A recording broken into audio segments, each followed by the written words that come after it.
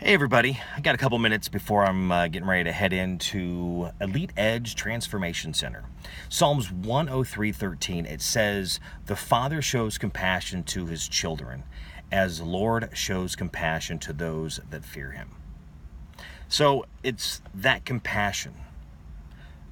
Do we show compassion to one another? So this is something that popped in my head earlier today. I was doing my recording, and of course I've had I don't know how many appointments and meetings since then because I've got so much stuff going on. But it's something that really pops in my head when it comes to compassion, and it's something that has really been on my heart for many years: is compassion and unconditional love. So I'm working with a lifestyle coach. His name's David Bush. And on Monday, we are launching a 28-day focus group. And I've been talking to friends, and a lot of them are wanting to be part of it, about getting healthier. And the thing is, when it comes to me and getting healthier, it's not just being healthy physically, but it's spiritually, mentally, and even financially, which I know that's something for me that I've been struggling with for years. And again, we all make decisions, and we all have to try and figure out how to deal with that. And one of the big things for me over the past few years has been that healthy part. And for me, getting healthy and doing things to really burn the stress off my life and to deal with things that I've been trying to work through, which is not easy. And of course, as I go on, I find more things that I don't get it. It's like, really, you did that? Why did you do that? Well, then I go through and I read either the life verses, life1071.com, or I'm doing my devotions through YouVersion, or I'm just reading something on Facebook, or listening to Pastor Bob in a church service, whatever it is. Then certain things really pop up and really stare out to me.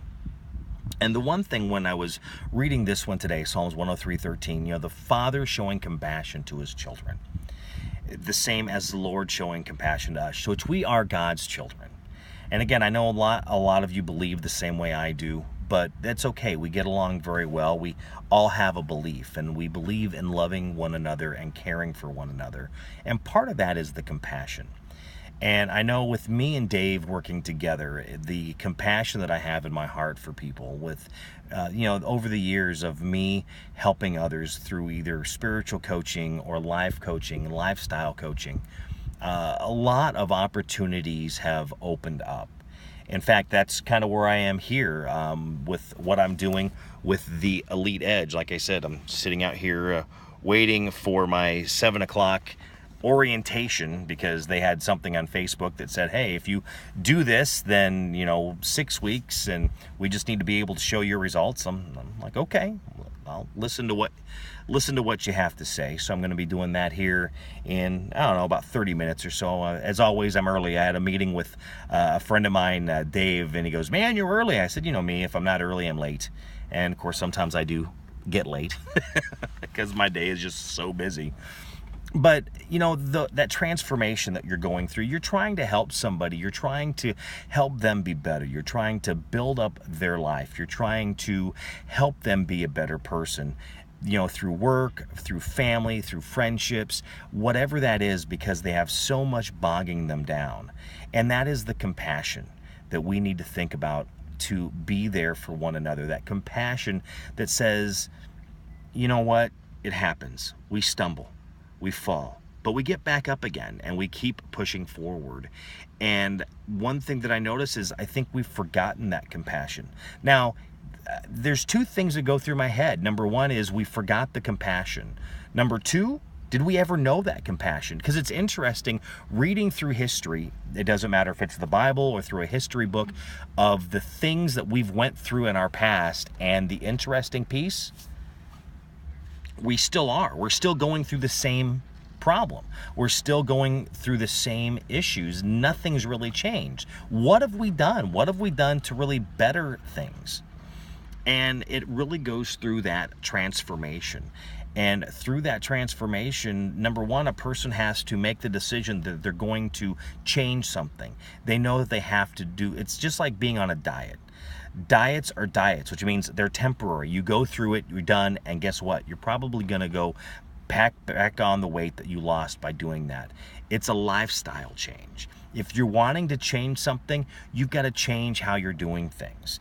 It's the saying goes, the definition of insanity, doing the same thing over and over again and expecting different results. If you're expecting something different, you need to make that change so you're going to get something different. So the Father having compassion for his children as the Lord has compassion for those that fear him. So again, as I talk about it all the time, if you're a Christian, you need to think about these things. And even if you're not, just think about what you can do to somebody's life. It might not be much to you, but what you're doing for someone else could be the world to them. It could really change what they are doing. It could change the direction that they're going. And it starts with compassion. It starts with the mercy. It starts with grace. And it starts with, it's just being there and listening, being that ear to help one another get through the issues that they're going through, getting through the struggles. What are those struggles? Is it a mental struggle? Is it a physical struggle? Is it a financial struggle? Is it a spiritual struggle? What is the struggle that they're dealing with and you're trying to help them get through at that point in their life? And that's really where that true friendship comes in. We're starting this focus group on Monday, and it's interesting because when you look at people that are looking for something to do because they're trying to change their lives, they want that accountability. And a lot of times they don't really have the friends they can have those conversations with, or they're having a conversation with a friend and the friend just doesn't really want to hear what they're going through. They're not good at listening. They're better at, talking because it's about them. We all go through it. We all have those situations. We all have those friends. We know how we have to deal with those friends because of what they do and what they say. It's not easy. But we, if we want to change the world, if you want to change someone's life, you do it one person at a time, one. And you do it by showing them compassion, showing them love, unconditional love, no conditions on that. It's not easy. I know I deal with that on a daily basis myself, because you look at someone and say, I want to love you, but no buts. I love you no matter where you are, no matter what you've done, no matter where you are going. Again, it doesn't matter, because the purpose and passion for me, and I think it is for all of us, is building up one another and being there for one another so you are able to be the best that you can be. So you are able to succeed. Strive to be better. Strive to do the best that you can. Remember the old Army saying, be all that you can be in the Army? Well, that's what we need to be. It's that struggle that we have every day, and it's being all that we can be, being the best that we can be as we are working and as we are being leaders and helping those and mentoring those that are working, that are our subordinates, but they're co-workers. It's just you happen to be the one in that leadership position that you are to lead them and help them so they can be that next leader. It's all about growing. It's not about holding somebody down and keeping them under your thumb. No, it's building them up so they can get to that next step. And that's what it is that we should be doing. I know for me, it's what I look at and what I really think about when I'm trying to be somebody. Not everybody gets it. Not everybody understands it. And I get a lot of flack from a lot of people because of what I do and how I do it.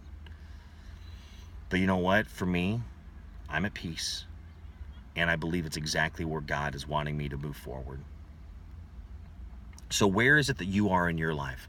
What is it that you need to be doing? And when you're there and having those conversations with friends and family, are you showing the compassion? Are you sharing with them unconditional love? Are you trying to build them up to help them be the best that they can be? Thank you for watching The Gospel Road. Have a great day. God bless.